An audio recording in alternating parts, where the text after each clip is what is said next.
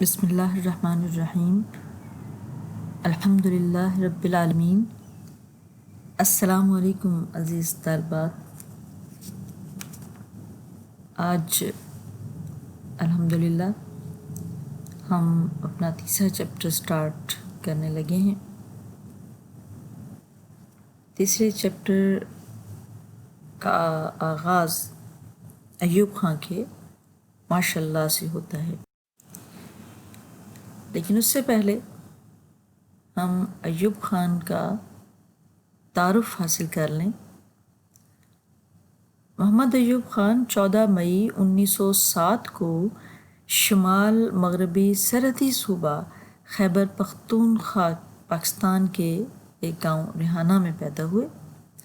1932 میں ایوب خان کو Royal army میں کمیشن ملا اور وہ پنجاب رجمنٹ میں شامل کر دیا گیا۔ دوسری جنگ عظیم میں برما کے محاذ پر جنگ میں حصہ لیا اور پھر بعد میں اپنی رجمنٹ کی تنظیم نو کی۔ قیام پاکستان کے بعد ایوب خان نے پاکستان آرمی جوائن کی اور 1949 میں ہلال جرت سے نوازے گئے تھے، لیکن یہ ہلال جرت انہیں جن ایکٹیویٹیز کی مد میں ملا تھا وہ جنگی سے زیادہ نان کامبیٹ ایکٹیویٹیز تھیں، غیر جنگی جن کو کہا جاتا ہے۔ 1951 میں محمد ایوب خان پاک فوج کے کمانڈر ان چیف مقرر ہوئے۔ ایوب خان صاحب پہلی مرتبہ 1954 میں محمد علی بوگرا کی وزارت میں بطور وزیر دفاع شامل ہوئے، اور یہ پہلی مرتبہ تھا محمد علی بوگرا صاحب کی وزارت کا دور جب آرمی کے آفیسرز کو کابینہ میں شامل کیا گیا تھا۔ جنرل ایوب خان وزیر دفاع بنائے گئے تھے اور اسکندر مرزا وزیر داخلہ بنے تھے۔ محمد ایوب خان صاحب وہ شخصیت ہیں جنہوں نے وحدت مغربی پاکستان کی تشکیل میں اہم کردار ادا کیا، کیونکہ ہمارا آئین نہیں بن پا رہا تھا بہت ساری وجوہات کی بنا پر۔ تو سب سے جو اہم وجہ تھی وہ وسائل کی تقسیم کے لیے مشرقی پاکستان اور مغربی پاکستان میں عدم توازن کی موجودگی تھی۔ چنانچہ محمد ایوب خان کے مشورے سے وحدت مغربی پاکستان کی تشکیل کی گئی تاکہ توازن جو ہے، بیلنس جو ہے دونوں حصوں میں برابر ہو جائے۔ محمد ایوب خان صاحب نے ماشاء اللہ لگایا، چیف آف آرمی اسٹاف تھے، وہ کمانڈر ان چیف تھے، ماشاء اللہ انہوں نے لیکن ہوا کیا، انہیں یہ ماشاء اللہ لگانا کیوں پڑا؟ چونکہ پارلیمانی نظام حکومت جو 1947 سے پاکستان میں قائم تھا، وہ انتخابات کے بروقت انعقاد نہ ہونے سے کمزور تر ہوتا چلا گیا۔ اور خاص طور پر ہم اسکندر مرزا کا دور صدارت دیکھتے ہیں غلام محمد صاحب کے بعد، کیونکہ غلام محمد نے تو ایک وزارت برطرف کی تھی اور ایک اسمبلی برطرف کی تھی مرکزی لیول پر، اور صوبائی لیول پر ایوب خان کھوڑو صاحب کو جب لے کر آئے تھے۔ لیکن سکندر مرزا نے حکومتیں برطرف اس طرح سے کی کہ چودھری محمد علی صاحب جو تھے ان کے دور میں پہلے محمد علی بوگرا صاحب 3 دن کے بعد ان کی حکومت 4 دن کے بعد چلی گئی تھی سکندر مرزا کے چارج سنبھالنے کے، پھر چودھری محمد علی صاحب کی حکومت بنی تو وہ ختم کر دی گئی پاکستان کا پہلا آئین بننے کے بعد، بڑے ٹیکنیکل طریقے سے ختم کی گئی، عدم اعتماد اور اعتماد کی تحریک کا کھیل رچا کے۔ چودھری محمد علی صاحب کے بعد پھر اگلی وزارت سہروردی صاحب کی قائم ہوئی اور اس کو بھی عدم اعتماد کی تحریک کے اس میں ڈالا گیا چکر میں۔ تو اب یہاں پر مسئلہ یہ تھا کہ اسمبلی کی کارروائی نہیں ہونے دے رہے تھے، اور حسین شہید سہروردی صاحب کا کہنا تھا کہ اسمبلی جو ہے اس کا اجلاس بلایا جائے تاکہ میں اس میں اعتماد کا ووٹ حاصل کر سکوں۔ تو وہ اجلاس نہیں بلایا گیا۔ پھر ان کے بعد آیا چندری گڑھ صاحب کی 2 مہینے صرف حکومت رہی، ان کو ختم کر دیا گیا۔ پھر ملک فیروز خان نون کی حکومت آئی۔ تو یہ اس لیے سارا کچھ ہوا کہ عوامی اور انتظامی چیک اینڈ بیلنس جو تھا وہ نظام کا وہ نہیں تھا، اس میں انتہائی شدید کمی تھی۔ اس چیک اینڈ بیلنس نظام کی کمی نے ملک میں معاشی، اخلاقی اور انتظامی بحران پیدا کر دیا تھا۔ ملک کی مقتدر شخصیات، سکندر مرزا ہوں یا ایوب خان صاحب ہوں یا کوئی تیسرا، ان سب میں اقتدار پرستی کی خواہش آ گئی تھی، جس نے ملک میں ماشاء اللہ کے نفاذ کی راہ ہموار کر دی۔ اور یہ اقتدار پرستی کی خواہش اس بنا پر آئی تھی، وہ سمجھتے تھے کہ شاید ہم بہت کچھ اچھا کر سکتے ہیں، پچھلے لوگوں نے اچھا نہیں کیا تو ہم بہت کچھ اچھا کر سکتے ہیں، چنانچہ ملک میں ماشاء اللہ نافذ ہو گیا۔ ہم اب یہ چیز نوٹ رکھ لیں آپ لوگ کہ سکندر مرزا پاکستان کے صدر تھے، ملک فیروز خان نون جو پارلیمانی جمہوریت 1958 تک ہم نے جو پڑھا ہے، 1947 سے 58 تک، اس میں ملک فیروز خان نون صاحب آخری وزیر اعظم تھے اس وقت تک، جب تک ماشاء اللہ نہیں آیا تھا۔ تو سکندر مرزا صاحب نے 7 اکتوبر 1958 کو ملک فیروز خان نون صاحب کی حکومت ختم کر دی۔ بطور صدر پاکستان انہوں نے دستور منسوخ کر دیا، ساری وزارتیں ختم کر دی، اسمبلیاں توڑ دیں، ایون سیاسی جماعتیں تک توڑنے کا اعلان کر دیا۔ اور اس کے ساتھ ساتھ کیا کیا، بری فوج کے سربراہ محمد ایوب خان کو ماشاء اللہ کا ناظم اعلیٰ مقرر کر دیا، مطلب ایڈمنسٹریٹر لگا دیا۔ اب یہاں پر مسئلہ پھر پھنس گیا سکندر مرزا اور ایوب خان کے اختیارات کا۔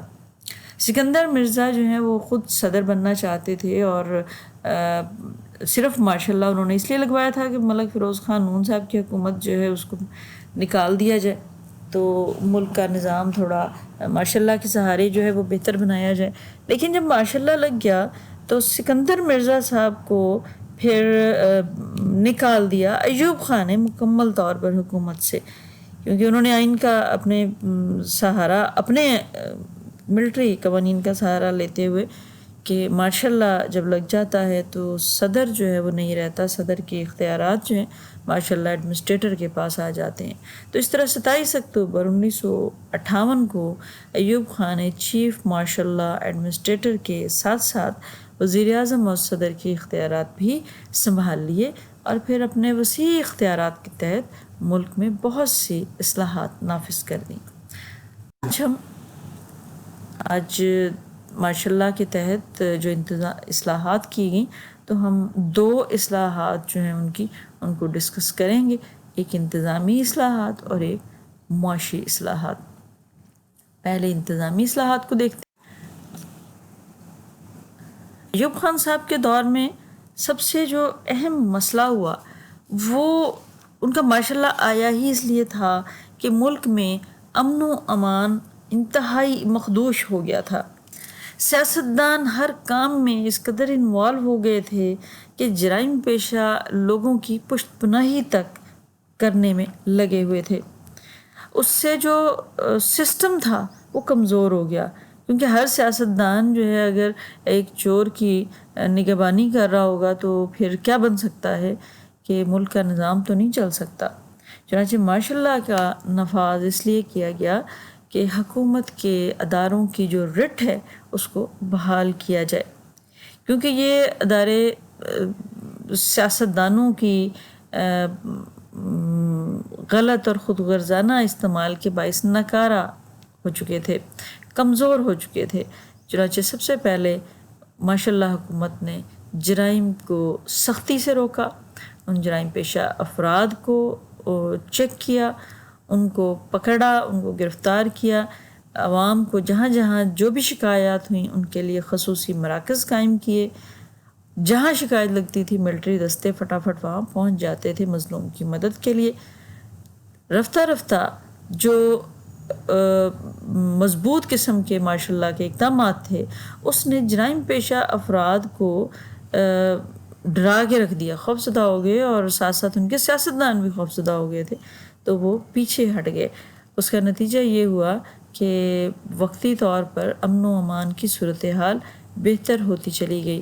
ملٹری سمری ٹرائل کورٹس جو تھیں انہوں نے ان لوگوں کے خلاف جو مقدمے سننے شروع کر دیے تھے، لیکن پھر جب فوج نے کام دوبارہ سے سول حکومت کے ذمے لگانا شروع کر دیا تو پھر جو ہے دوبارہ سے امن و امان کی صورتحال کمزور ہونا شروع ہو گئی تھی، لیکن بہرحال ماشاء اللہ کے نفاذ کے بعد امن و امان جو ہے وہ بحال ہونا شروع ہو گیا تھا۔ دوسرے نمبر پر جو انتظامی اصلاح کی گئی وہ قیمتوں کے لحاظ سے تھی کہ عوام مہنگائی کا شکار ہو گئے تھے، چنانچہ جب فوجی حکومت آئی تو پھر عبوری طور پر قیمتوں کا تعین کر دیا گیا۔ یہ قیمتیں جن اشیاء کی مقرر کی گئیں ان میں کپڑا، اناج، گھی، کتابیں، مسالہ جات، ٹائپ رائٹر، مشینری، فاضل پرزہ جات، کراکری اور شیشے کا سامان وغیرہ شامل تھا۔ دکاندار کو اسپیشل یہ ہدایات تھیں کہ وہ اپنی چیزوں کی، اشیاء کی جو فہرست ہے قیمتوں کی، اس کو وہ اپنی دکان کے باہر نمایاں جگہ پر لگائے گا، اور جب ماشاء اللہ کی ٹیم دیکھنے جائے گی تو ان قیمتوں کو وہ بآسانی دیکھ سکے گی، اسے دکاندار سے پوچھنے کی ضرورت نہیں محسوس ہوگی۔ اگر تو دکاندار قیمتیں جو باہر لگی ہوئی ہیں اس کے مطابق فروخت کر رہے ہیں چیزیں تو پھر تو ٹھیک ہے، لیکن اگر ایسا نہیں تو پھر ان دکانداروں کو پکڑا جائے گا۔ چنانچہ ماشاء اللہ کے ضابطے کے تحت مل مالکان اور جو تھوک فروش اور پرچون فروش تاجر تھے ان کا منافع بھی مقرر کر دیا گیا، سزائیں مقرر کر دی گئیں چور بازاری، منافع خوری، ناجائز ذخیرہ اندوزی کے حوالے سے۔ تو یہ نظام جب تک چلتا رہا، ملک کی سول انتظامیہ کے سپرد نہیں کیا گیا، اس وقت تک صورتحال بہت بہتر رہی۔ تیسرے نمبر پر امپورٹ لائسنس کی خرید و فروخت پر پابندی لگا دی گئی۔ اب ہوتا کیا تھا کہ امپورٹ کا تجربہ بھی نہیں ہے تو ان کو سیاسی بیس پر لائسنس مل جاتا تھا، اب وہ لائسنس کو کیا کرتے تھے، آگے فروخت کر دیتے تھے۔ اب جس نے اس کو خریدنا ہے، جس امپورٹر نے اس کو خریدنا ہے تو اس کو ایک تو اپنے مال کی قیمت دینی ہے، پھر ساتھ ساتھ اس کو امپورٹ لائسنس کی قیمت دینی ہے، تو اب اس نے اس کا فرق جو ہے، اس پر جو لاس ہو رہا ہے، آمدن اس کی کم ہوگی، اس نے اس چیز کو عوام سے ہی بھرنا ہے نا اس امپورٹر نے، چنانچہ وہ اپنی چیز کی قیمت زیادہ کر کے لگاتا تھا اور بوجھ سارا صارفین پر پڑتا تھا۔ ماشاء اللہ حکومت نے آتے ہی امپورٹ لائسنسز کی خرید و فروخت کا حکماً آرڈر کے تحت اس پر پابندی لگا دی اور اس کی مقرر کر دی، جو درآمد شدہ مال آتا تھا اس کی قیمتیں مقرر کر دیں۔ تو یہ ایک پلس پوائنٹ ان کے دور میں ہوا۔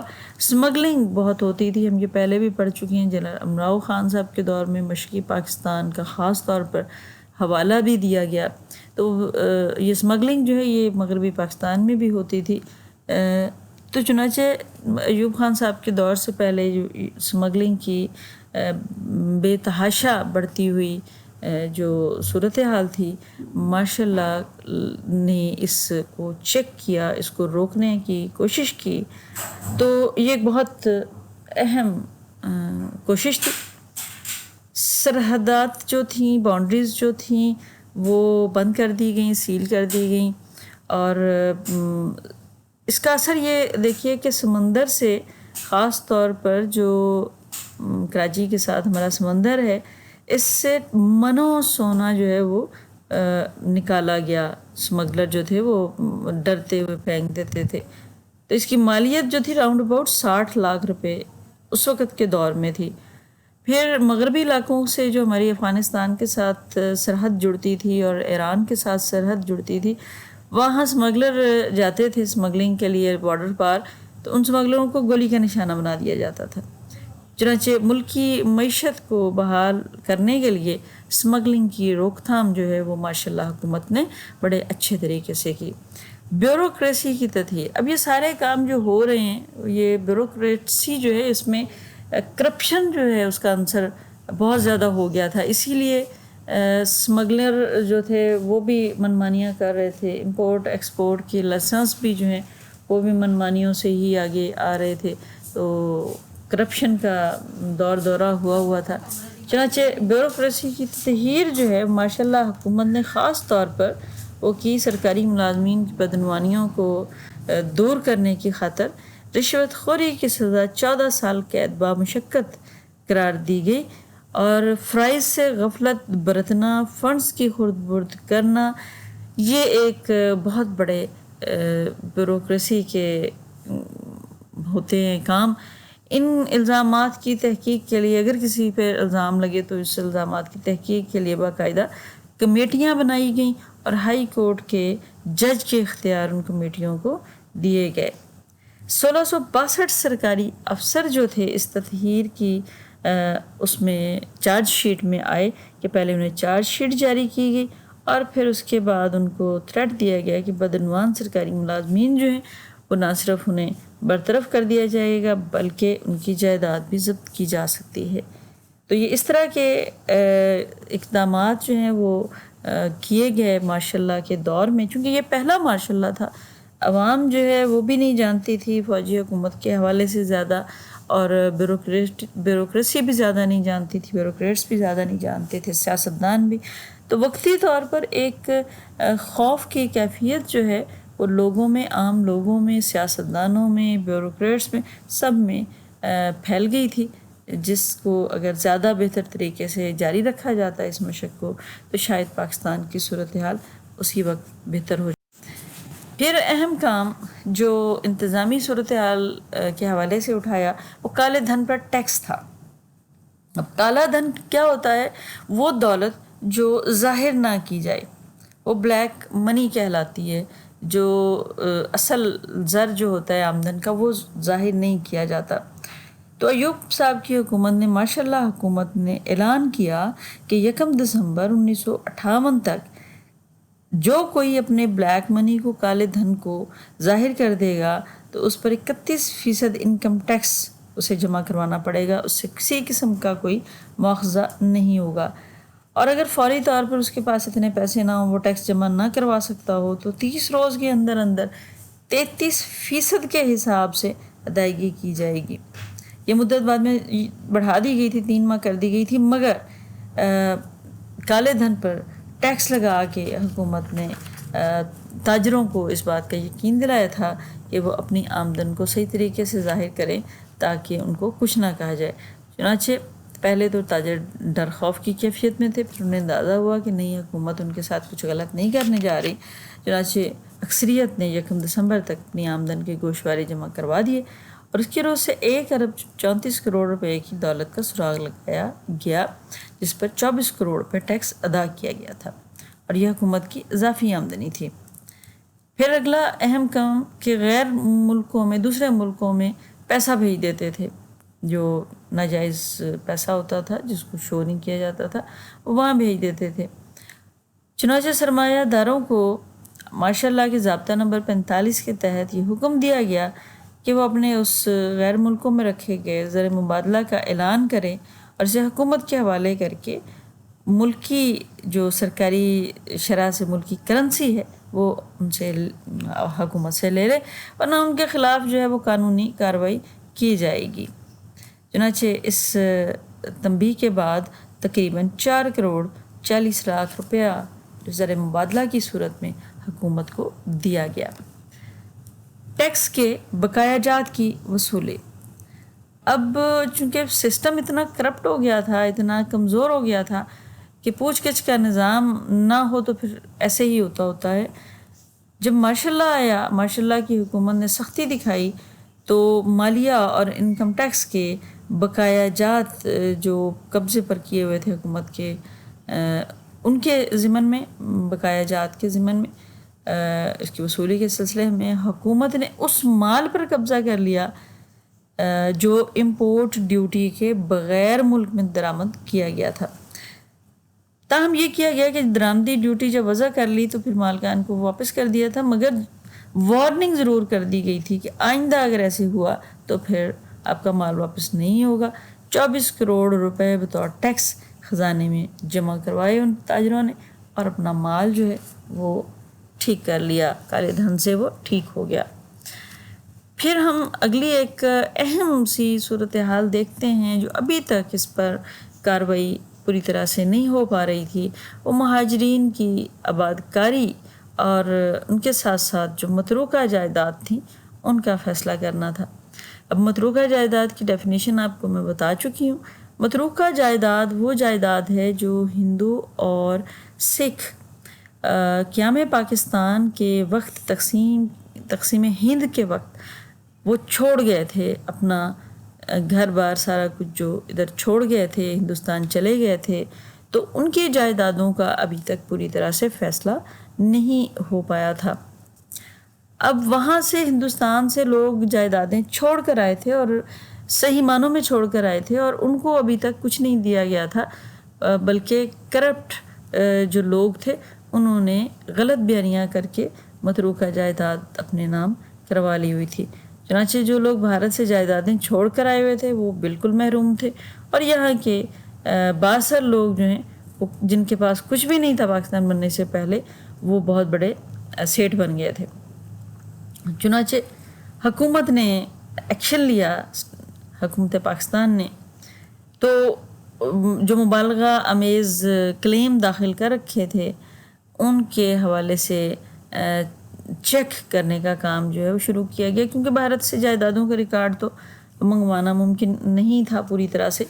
تو ایوب خان کی حکومت میں مہاجرین کی بحالیات کا کام جس شخص کے سپرد کیا گیا وہ جنرل اعظم خان صاحب تھے۔ جنرل اعظم خان صاحب نے نئے ضابطے کے تحت ماشاء اللہ کے عوام کو حکم دیا کہ وہ اپنے جو دعوے ہیں، بہت غلط قسم کے دعوے، مبالغہ آمیز دعوے، ان کو خود ہی واپس لے لیں، حکومت کو اس سے مطلع کر دیں، اور جو ناجائز قابض ہیں متروکہ جائیدادوں پر وہ بھی حکومت کو بتا دیں کہ ہمارے پاس یہ جائیدادیں ہیں پورے پاکستان میں۔ اب جو کام پولیس اور بحالیات کے افسران نہیں لے سکے تو وہ فوج کے ڈنڈے نے وہ فٹافٹ کر دکھایا۔ تو پھر جو پیچھے تھوڑا بہت رہ گیا وہی تھا مسئلے کا شکار۔ فارمولہ وضع کیا گیا تھا اس کے لیے، زرعی زمینیں جو تھیں، جن لوگوں کے دعوے زرعی زمینوں کے حوالے سے تھے، تو پھر یہ کیا گیا کہ جن لوگوں کا دعویٰ 1500 پیداواری یونٹ سے زیادہ کا نہ تھا ان کا تو دعویٰ پورے کا پورا ان کو دے دیا گیا۔ جو 4000 یونٹ کے دعوے والے تھے ان کو 2150 یونٹ ان کے منظور کیے گئے، اور جو اس سے اوپر والے تھے جتنے یونٹ کا دعویٰ، ان کا صرف 10% اس میں شامل کیا گیا، مزید شامل کیا گیا۔ تو شہری جائیدادوں کی معاوضہ کی ادائیگی کے لیے بھی خاص فارمولہ وضع کیا گیا تھا، اس کی شروع بھی یہی تھی متروکہ جائیدادوں کے حوالے سے۔ تو چند مہینے کے اندر متروکہ جائیدادوں کا فیصلہ جو ہے بڑے بہترین طریقے سے اعظم خان صاحب کی حکومت نے کر دیا۔ اب مہاجرین کی آباد کاری کی طرف جو خصوصی توجہ دی گئی اس میں سب سے اہم کراچی کی آبادیاں ہیں۔ کرنگی کالونی اسی دور کی پیداوار ہے، دسمبر 1958 میں اس کا سنگ بنیاد رکھا گیا تھا۔ 5 ماہ میں 15,000 کوارٹر اس جگہ کرنگی کالونی میں بنائے گئے تھے۔ پھر اسی طرح ڈھاکہ کی سائڈ پر بات کرتے ہیں، ایسٹ پاکستان میں محمد پورہ کی 9 آبادی بسائی گئی تھی، اور اسی طرح بہت ساری 9 آبادیاں بسانے کا اہتمام کیا گیا تھا۔ پھر آ جاتا ہے جی دارالحکومت۔ نیا دارالحکومت اسلام آباد بنایا گیا۔ اسلام آباد اس وقت جو ہے یہ کچھ بھی نہیں تھا، نہ شہر تھا یہ۔ تو ایوب خان صاحب کے خیال میں کراچی جو ہے وہ بطور دارالحکومت کے وہ مناسب جگہ پر نہیں ہے، کیونکہ پاکستان بننے کے فوراً بعد ہمارے پاس کوئی شہر نہیں تھا، تو پاکستان کی حکومت نے فیصلہ کیا سب سے ویل ڈیولپ کراچی ہی ہے، تو اس کو حصہ بنا لیا، اپنا دارالخلافہ بنا لیا۔ لیکن اس کے بعد پھر جو ہے وہ اس کی تبدیلی کی باتیں جو ہیں وہ ہونے لگ گئی تھی۔ اب یہ بہت سارے اور جو تحفظات تھے جن کی وجہ سے کراچی کو نئے دارالحکومت کی حیثیت سے پوری طرح سے اب نہیں مانا جا رہا تھا، تو نئے دارالخلافے کی ضرورت پیش آ رہی تھی، چنانچہ کراچی سے اس دارالخلافے کو کہاں شفٹ کیا جائے اس کا فیصلہ کرنے کے لیے آغا محمد یحییٰ خان کی سرکردگی میں کمیشن بنا۔ تو اس نے کہا کہ جی راولپنڈی کے قریب پھوٹو آر کی جو زمین ہے سطح مرتفع اس پر دارالخلافہ بنایا جائے۔ تو صدر ایوب صاحب نے راول ڈیم کی تعمیر کا حکم دیا تاکہ علاقہ کو شاداب زرخیز بنانے کی کوشش کی جائے اور نئے دارالخلافہ کی تعمیر کا کام کیا جائے۔ یہ الگ بات ہے کہ لوگوں کو کئیوں کو پسند نہیں آیا، انہیں ایسے لگا، خاص طور پر مشرقی پاکستان، انہیں ایسے لگا کہ مشرقی پاکستان اور مغربی پاکستان کے درمیان فاصلہ جو ہے وہ زیادہ بڑھا دیا گیا ہے، کیونکہ ابھی کوئی پوری طرح سے دونوں علاقوں کے درمیان کوئی ٹرانسپورٹ تو تھی نہیں، جہاز بھی نہیں تھا، کوئی اور چیز بھی نہیں تھی۔ تو چنانچہ کراچی جو ہے وہ ابھی تک جا رہا تھا ٹھیک اس حوالے سے کہ مشرقی پاکستان کے ساتھ سمندری رابطہ ممکن ہو پا رہا تھا۔ تو اب چونکہ وہ رابطہ منقطع ہو گیا تو لوگ جو ہیں وہ تنقید کرنے پر لگ گئے۔ اب ہم ماشاء اللہ دور کے معاشی جو کام تھے ان کو دیکھتے ہیں، معاشی اصلاحات کو۔ اس میں دو طرح کی اصلاحات تھیں عام طور پر ہم جو پڑھتے ہیں، ایک زرعی اصلاحات ہے اور ایک صنعتی اصلاحات ہیں۔ اصلاحات کی پہلی جو ٹرم ہے، ہمارا پہلا حصہ جو زرعی اصلاحات، اس کے حوالے سے ہم بات کر لیں کہ زرعی اصلاحات کے نفاذ کے لیے سب سے پہلے ماشاء اللہ حکومت نے ایک کمیشن بنایا، اس کو کہتے ہیں ویسٹ پاکستان لینڈ کمیشن۔ اس کمیشن کا سربراہ مغربی پاکستان کا گورنر اختر حسین جو تھا اس کو بنایا گیا۔ اس کمیشن نے اپنی رپورٹ پیش کی جنوری 1959 میں، اور حکومت نے 24 جنوری 1959 کو زرعی اصلاحات کا اعلان کر دیا اس رپورٹ کے تحت جو انہیں پیش کی گئی تھی۔ اس میں کیا اہم باتیں تھیں؟ سب سے اہم بات، ذمہ داری سسٹم منسوخ کر دیا گیا۔ دوسرے نمبر پر ہر قسم کی جاگیریں ختم کر دی گئیں، اور تیسرے نمبر پر جو موروثی مزارعین تھے، جو یعنی پہلے سے چلے آ رہے تھے، باپ دادا سے جو مزارعین چلے آ رہے تھے، ان کو مستقل مالکانہ حقوق دے دیے گئے۔ اب سب سے اہم بات، جو عوام سے زمینیں لے لی گئیں تو پھر اس میں اب کس طرح سے لیں کہ زیادہ سے زیادہ کوئی شخص، بے شک وہ لاکھوں ایکڑ زمین کا مالک تھا یا مربوں کا مالک تھا، تو اب وہ زیادہ سے زیادہ 36,000 پیداواری یونٹ رکھ سکتا ہے زمین کے۔ یہ 36,000 پیداواری یونٹ جو ہیں یہ تقریباً 500 ایکڑ نہری زمین بنتی ہے یا 1,000 ایکڑ بارانی زمین بنتی ہے۔ نہری پانی سے سیراب ہونے والی زمین کو نہری زمین کہتے ہیں، اور باران یعنی بارش کے پانی سے سیراب ہونے والی زمین بارانی زمین کہلاتی ہے۔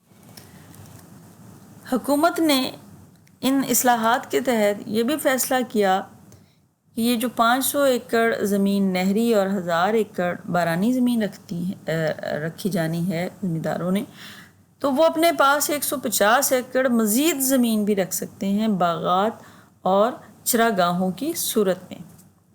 اس کے ساتھ ساتھ یہ بھی فیصلہ کیا گیا کہ ذاتی زمین جو رکھی گئی ہے اس کے نصف کے برابر، یعنی اس کی آدھی جو ہے زمین، وہ خاندان کی جو نادار عورتیں ہیں یا یتیم بچے ہیں ان کے نام پر بھی لی جا سکتی ہے۔ جاگیریں بغیر کوئی معاوضہ دیے حکومت نے ضبط کر لی۔ زائد زمین جو حکومت کے حوالے کی گئی تھی، حکومت نے اس کا کیا کیا، وہ جو موروثی مزارعین تھے حکومت نے ان کو دے دی۔ جاگیریں جو بلا معاوضہ بھاگ سرکار ضبط کر لی گئی تھیں، ان میں کچھ جاگیریں برقرار رہنے دی گئیں، اور وہ کون سی تھی؟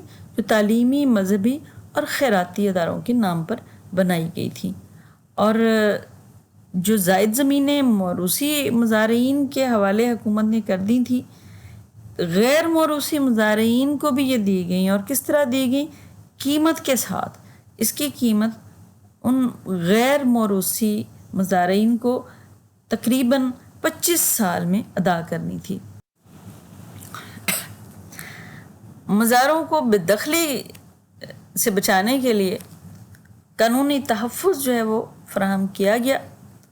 مزارعین سے قانون نافذ کر دیا گیا کہ ان سے کسی قسم کی کوئی فیس وصول نہیں کی جائے گی، ان سے کوئی بیگار نہیں لیا جائے گا یا اس طرح کی کوئی اور خدمت نہیں لی جائے گی۔ اجارہ کی شرح جو ہے اس پر بھی پابندی لگا دی گئی۔ جو ٹھیکیدار تھے وہ جس طرح بڑھاتے جا رہے تھے ٹھیکے زمینوں کے، تو اجارہ کی جو شرح ہے اس پر بھی پابندی لگا دی گئی۔ پھر انتشار اراضی سے بچنے کی کوشش کی گئی، یعنی اشتمال اراضی جو ہے وہ حکومت نے کوشش کی کہ وہ کیا جائے۔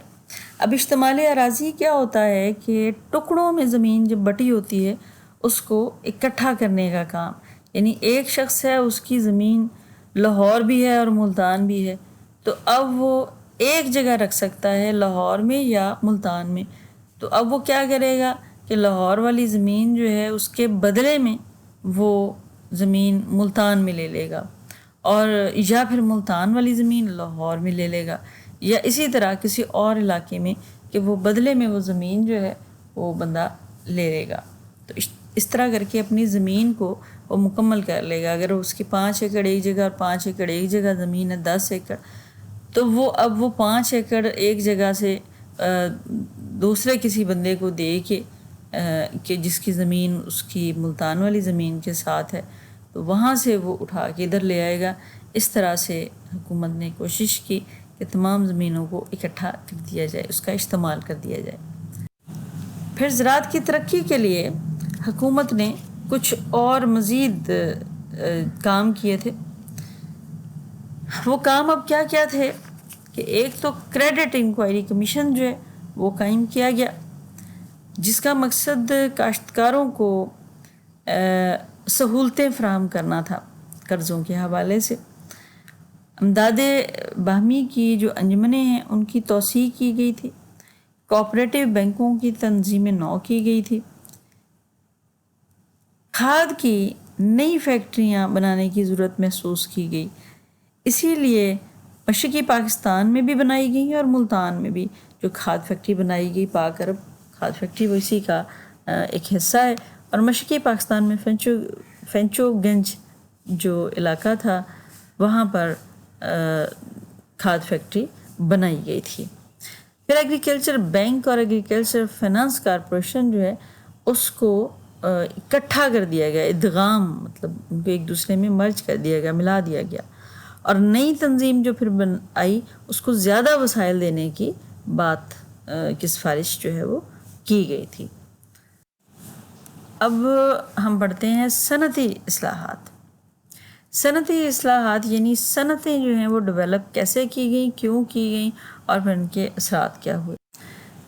ہم یہ پہلے دیکھ لیتے ہیں کہ حکومت نے صنعتی اصلاحات کو نافذ کرنے کے لیے صنعتی پالیسی کا نفاذ کیا تھا۔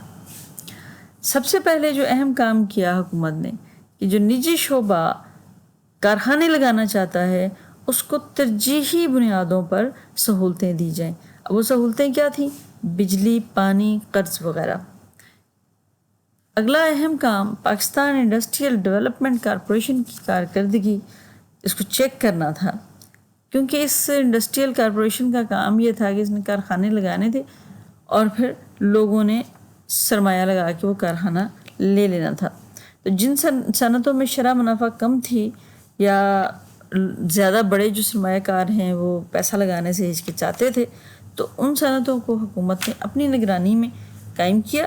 خاص طور پر ہم دیکھ سکتے ہیں جہاز سازی کا جو کام ہے وہ حکومت نے لیا اپنے کنٹرول میں، کیونکہ یہ کہا جاتا تھا کہ یہ بھاری منصوبہ ہے، زیادہ ہیوی والا منصوبہ ہے، تو عام بندے اس پہ کام نہیں کر سکتے۔ چنانچہ حکومت نے پہلے اس منصوبے کو مکمل کیا اور پھر اس کو صنعتی شعبے میں دینے کی کوشش کی گئی۔ اب ایک یہاں ٹرمنالوجی استعمال ہوئی ہے تامین۔ تامین کا مطلب ہے کہ ملکی صنعتوں کو تحفظ دیا جائے۔ بہت ساری اشیاء چیزیں جو باہر سے منگوائی جاتی ہیں، جن کو کہتے ہیں درآمد کی جاتی ہیں اور وہ ملک میں بنتی ہیں، تو پھر ہونا یہ چاہیے کہ ملک میں بننے والی چیزوں کا خیال رکھا جائے، ان کی حفاظت کی جائے، ان کو زیادہ سے زیادہ خریدا جائے، تاکہ ہماری اپنی انڈسٹری جو ہے وہ بہتر سے بہتر ہوتی چلی جائے۔ چنانچہ تامین کے اصول کے تحت بہت سی اشیاء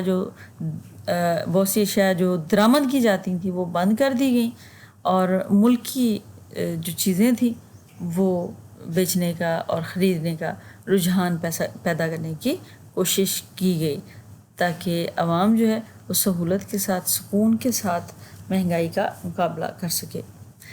پھر صنعتی شعبے جو ہیں، صنعتی مراکز جو ہیں، وہ حکومت نے قائم کیے مختلف شہروں میں، تاکہ لوگ اپنے اپنے علاقوں میں جو مطلوبہ اشیاء ہیں وہ لے سکیں۔ پھر تمام شہروں میں صنعتی ادارے کھولے گئے، صرف ایک جگہ کی بات نہیں ہوئی، بہت ساری جگہوں پر یہ صنعتی ادارے کھولے گئے۔ غیر ملکی سرمایہ کاری کی حوصلہ افزائی کی گئی، اسی لیے ایک آپ آئی پی بی بولتے ہیں، اس کو کہا جاتا ہے انویسٹمنٹ پروموشن بیورو، کہ جو انویسٹ کرتا ہے اس کو پروموٹ کرنا۔ تو اب کروڑوں روپے کا غیر ملکی سرمایہ پاکستان میں قائم ہونے والی صنعتوں میں لگایا گیا تھا۔ پھر آتا ہے جی ٹیکسوں میں رعایت کا کام۔ حکومت نے صنعتوں کی حوصلہ افزائی کے لیے یہ کام کیا تھا کہ ٹیکسوں میں رعایت دے دی گئی تھی، کہ جو نئے کارخانے بنیں گے پہلے چند سال تک کوئی ٹیکس ان کو نہیں لگایا جائے گا۔ اس کے علاوہ سپر ٹیکس اور انکم ٹیکس میں بھی تخفیف یعنی کمی جو ہے وہ دی گئی انہیں سرمایہ داروں کو۔ دولت کے ارتکاز کی خاطر خواہ جو غیر منقسم قسم کے منافع پر ٹیکس میں چھوٹ تھی، وہ تحقیقی کاموں پر لگائے گئے سرمایہ پر بھی ٹیکس بہت کم لیا جاتا تھا، یہ کاموں پر مطلب کم کیا جاتا تھا سارا۔ پھر اب اگلا ایک اہم ٹاپک اس کا کہ معیشت کو بحال کرنے کے لیے بونس واچر اسکیم جو ہے وہ ایوب حکومت نے وہ چلائی تھی۔ اب یہ بونس واچر اسکیم جو ہے وہ چونکہ ملک کو زر مبادلہ کی ضرورت تھی، تو برآمدات جو ہیں وہ جب اچھی ہوں گی، ترقی یافتہ ہوں گی، تو پھر تبھی جو ہے وہ ملک زر مبادلہ کمائے گا۔ تو اس وجہ سے جو لوگ برآمد ایکسپورٹ کا کام کرتے تھے زر مبادلہ کمانے کا، انہیں وہ جو ایکسپورٹ کرنے سے انہیں جو ملتا تھا، معاوضہ ملتا تھا، اس کا ایک خاص حصہ کی مالیت کا مال درآمد کرنے کی اجازت جو ہے وہ دینے کی بات کی گئی۔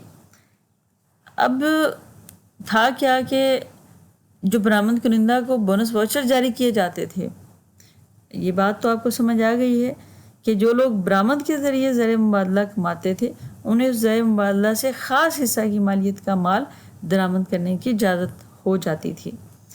تو اس مقصد کے لیے برآمد کنندگان کو بونس واچر جو ہے وہ جاری کیے جاتے تھے۔ اب کیا کرتا تھا جو تاجر تھا یا جو امپورٹر تھا، ایکسپورٹر تھا، وہ ان واچروں پر خود بھی درآمد کر سکتا تھا اور ان کو کسی اور کے ہاتھ بیچ بھی سکتا تھا۔ یعنی ایکسپورٹرز جو تھے اپنا مال باہر بھیجتے تھے، ان کو اگر اچھا زر مبادلہ وہ کماتے ہیں تو زر مبادلہ میں سے کچھ حصے اس کام کے لیے فکس کر دیے گئے کہ وہ بونس واچر لے لیں، خرید لیں۔ تو اب یہ بونس واچر جو ہے کیا ہوتا تھا اس کے ساتھ کہ لوگ اس کا مس یوز بھی کرنے لگے تھے۔ برآمد کنندگان جو ہیں وہ بونس واچر ان کو جاری کیے جاتے تھے۔ برآمد کنندہ ان واچروں پر خود بھی درآمد کر سکتا تھا اور ان کو کسی اور کے ہاتھ بیچ بھی سکتا تھا۔ یہ ایک ان کا بونس واچر کا پلس پوائنٹ بتایا گیا ہے۔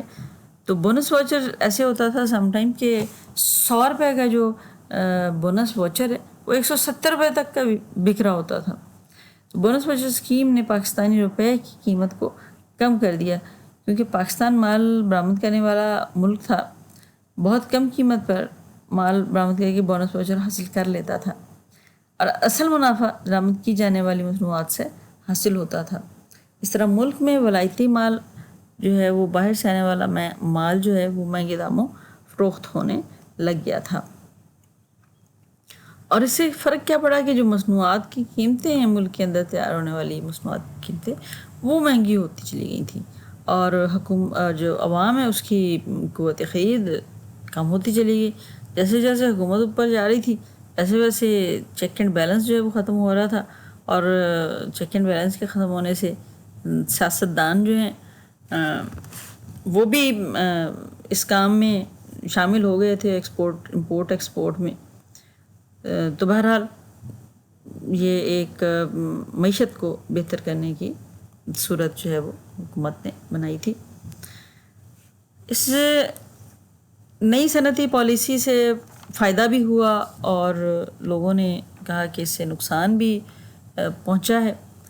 صنعتی ترقی بھی ہوئی، کارخانے جو ہیں وہ بڑھ گئے، لیکن اس کے ساتھ ساتھ پھر یہ ہوا کہ جو بزنس مین طبقہ ہے وہ ایک کافی زیادہ اس میں ہمیں سامنے نظر آ جاتا ہے. ملک کی قومی آمدنی میں صنعت کا حصہ 8% سے بڑھ کر 13.5% ہو گیا تھا، اور مختلف صنعتیں جو ہیں وہ سوتی کپڑے کی صنعت، آرٹ سلک کی، پٹسن کی، سگریٹ بنانے کے کارخانے، بناسپتی گھی بنانے کے کارخانے، یعنی اگر میں تعداد آپ کو بتاؤں تو پتہ چلے گا کہ سوتی کپڑے کے کارخانوں کی تعداد 84 سے بڑھ کر 115 ہو گئی. پٹسن کی مصنوعات میں کارخانوں کی تعداد 14 سے بڑھ کر 53 ہو گئی. آرٹ سلک کے 76 کارخانے تھے ماشاء اللہ سے پہلے، بعد میں 690 ہو گئے. اسی طرح سگریٹ کے کارخانے 9 تھے، اور ایوب خان کے دور کا جب خاتمہ ہوتا ہے تو 35 ہو چکے تھے. بناسپتی گھی 12 سے 27 بناسپتی گھی بنانے کے کارخانے 12 سے 27 ہو گئے تھے. چینی کے کارخانوں کی تعداد ابتدا میں 14 تھی 1958 ماشاء اللہ سے پہلے، تو 20 نئے کارخانوں کے اضافے سے ان کی تعداد بڑھ گئی. پھر سائیکلوں کے ٹائر ٹیوب بنانے کے کارخانے صرف 6 تھے ماشاء اللہ کے ماشاء اللہ کے لگنے سے پہلے، تو اگلے 10 سالوں میں ان کی تعداد جو ہے وہ 4 گنا ہو گئی تھی. بہرحال یہ ایک کمپیریزن سے ہو جاتا ہے، مگر ہر چیز جہاں اچھی ہوتی ہے تو وہاں اس کے برے اثرات بھی ساتھ ساتھ ہو جاتے ہیں، کیونکہ کوئی بھی چیز پرفیکٹ تو ہوتی نہیں. تو ہم یہ دیکھیں کہ ان معاشی اصلاحات نے کیا مرتب کیے تھے کہ نو دولتیہ جو طبقہ تھا، سرمایہ دار طبقہ، وہ منظر عام پر آ جاتا ہے، اور معیشت میں بھی، سیاست میں بھی، ہر مقام پر چھا جاتا ہے. فیکس آمدنی میں لوگوں کی اضافہ ہو جاتا ہے، لیکن دوسری طرف دیکھیں تو یہ فیکس آمدنی میں اضافہ عام لوگوں کے حوالے سے کافی ڈینجرس سی صورتحال ہے کہ عام ایوریج میں تو فیکس آمدنی میں اضافہ ہو گیا، لیکن عام لوگوں کی قوت خرید جو ہے وہ ویسی نہ ہوئی، وہ کمزور سے کمزور ہوتی چلی گئی. سوشلزم جو لوگوں کو برابری کی سطح پر بات کرتا ہے اور یہ کہتا ہے کہ حکومتی امور میں تمام کام ہونے چاہیے، کارخانے جو ہیں وہ نجی شعبے کا حصہ نہیں ہونے چاہیے، یہ حکومتی ذمہ داری میں ہونے چاہیے. تو یہ جب لوگوں کے درمیان ڈفرنس پیدا ہونے لگ گیا، کلاسز زیادہ ہو گئیں، امیر غریب طبقاتی فرق زیادہ ہو گیا، تو سوشلزم کے فروغ کے لیے یہ فضا جو ہے کافی سازگار بنتی چلی گئی. امیر غریب جو ہیں یہ صرف امیر اور غریب نہیں رہے، بہت امیر اور درمیانے درجے کے امیر اور کم درجے کے امیر، اور اسی طرح متوسط طبقہ، ہائی متوسط طبقہ. تو یہ سوسائٹی جو ہے یہ بہت سارے طبقات میں بڑھتی چلی گئی. اس تقسیم نے معاشرے کو تقسیم جو کر رکھا تھا، ایک ایک کر کے پھر وہ دل کی جو بڑھاس ہے وہ باہر نکلنی شروع ہوئی چینی مہنگی ہونے کے تصور سے. ایوب خان کے خلاف وہ بڑھتا بڑھتا جو لاوا تھا وہ اتنا دور تک پھیل گیا اس کے اثرات کہ صدر ایوب خان کے خلاف تحریک چلنی شروع ہو گئی، اور اس تحریک کو پھر سنبھالنا انتہائی مشکل ہو گیا. تو جو ایوب خان صاحب کی ہم کہتے ہیں حکومت کے خاتمے کا باعث بھی بنا تھا. یہ آج ہم صدر ایوب صاحب کے حوالے سے، ان کے ماشاء اللہ کے حوالے سے 2 اصلاحات ہم نے کی ہیں. انشاءاللہ اگلے لیکچرز میں ہم مزید اصلاحات کا جائزہ لیں گے. اس وقت تک کے لیے اللہ حافظ.